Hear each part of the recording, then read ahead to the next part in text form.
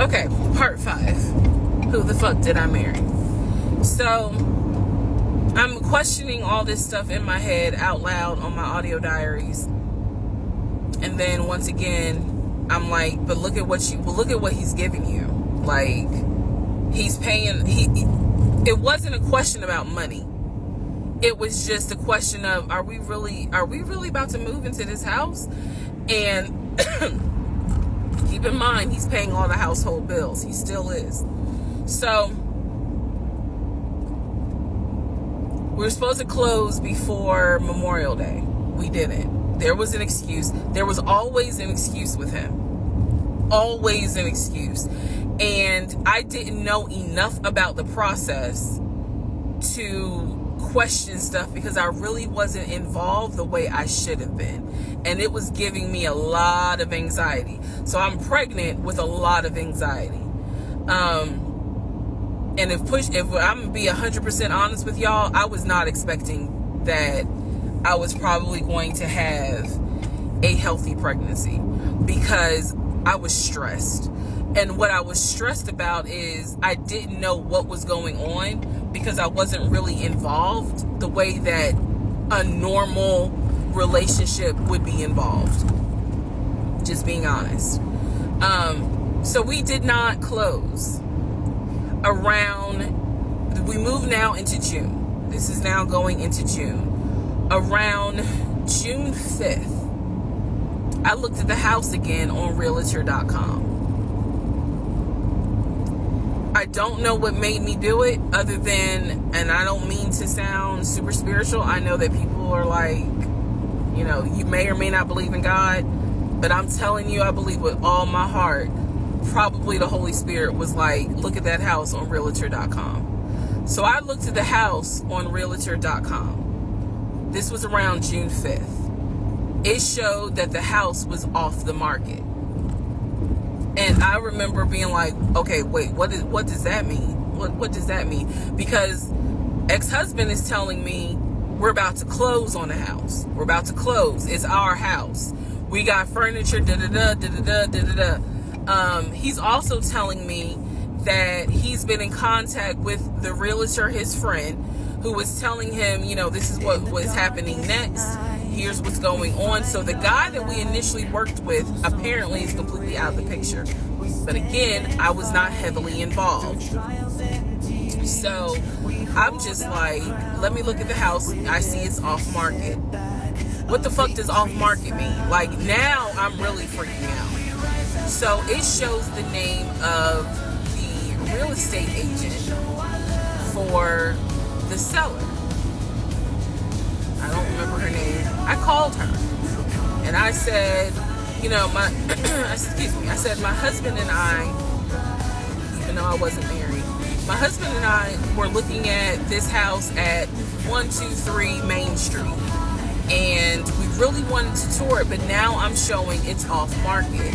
Is it not available? Or, I pulled that card. And she was like, oh, no, ma'am. The home closed yesterday. It closed June 4th. Again, there are certain dates I just remember. And I said, oh, it closed June 4th? I was like, really? And she said, yes, ma'am. She was like, my sellers sold the house. And I was like, oh, man, okay. Well, I said, my husband and I really wanted, we love the pictures of it. And we're getting ready to start a family. So I would have loved to have been able to, have the opportunity to see it. I asked her something. I don't remember the specific question I asked her. And I know why I asked the question, because I was anticipating that my boyfriend at the time was going to have some sort of excuse. So I asked her something about the buyers. And I remember, and somehow, again, forgive me, I don't remember the question I asked her. But the answer was that it was an older white couple. So I get off the phone with her. I record an audio diary, and in the audio diary, I specifically say, okay, there is no house.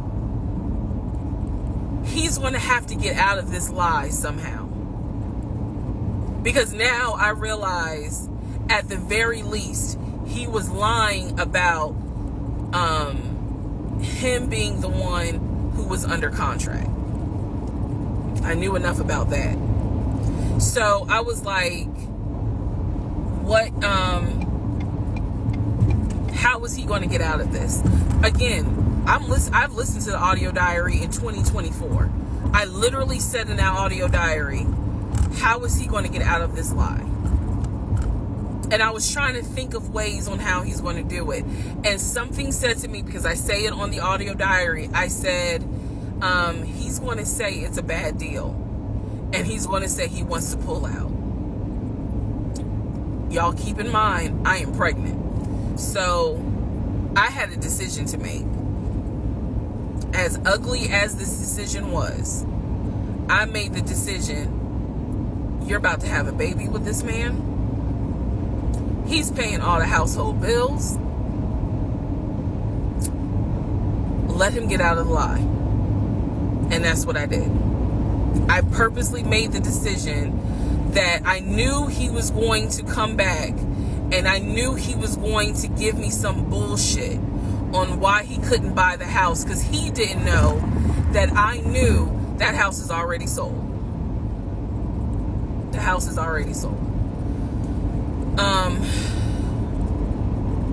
And this is the part where I said, I'm gonna be honest, even though it's gonna make me look bad, because most women in their right mind would have been like, I'm out. And I didn't.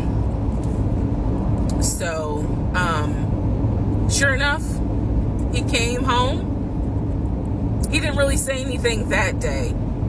The next day I asked him about the house, and he said, my friend, the realtor, he was like, I'm talking to him because something's going on with the interest rate. And when he said that, I felt so much relief, because I knew that I had been prepared for, he's going to give you some bullshit. So when he said there's something with the interest rate, I said, you know what? If this is literally what I said, y'all. If the interest rate isn't good, then we shouldn't move there. We should probably let this house go. We should cancel whatever furniture we ordered, or, appliances, and let's just look for another house. I said, I would like to be moved before the end of the year. I said, I really don't want to be 9 months pregnant moving into a house. I would like to be done with this before then. And the way I said it was so calm, and he was like, okay. He was like, I'm gonna call the friend, the realtor, and tell him I'm backing out of the house, and I'm gonna see if I can get my earnest money back. And I remember looking at him. I was standing in the kitchen, and I cocked my head to the side, and I said, okay, get your earnest money back, and let's find another house.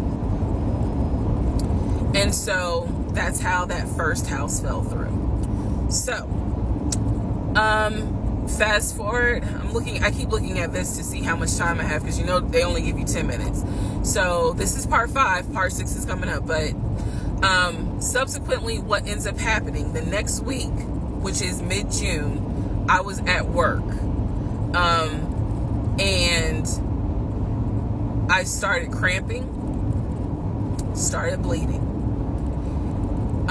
And at this point, my doctor, I had just had an ultrasound earlier that day. So I went to work, because the ultrasound was fine. I went to work, and the cramping and the bleeding started, and I started crying because I kind of knew what was going on. And my doctor had called me and told me that when they did the ultrasound, they did not see a heartbeat. So she was like, this pregnancy is not going to be viable. So I'm crying, hysterical, and now we're going to get into part 6.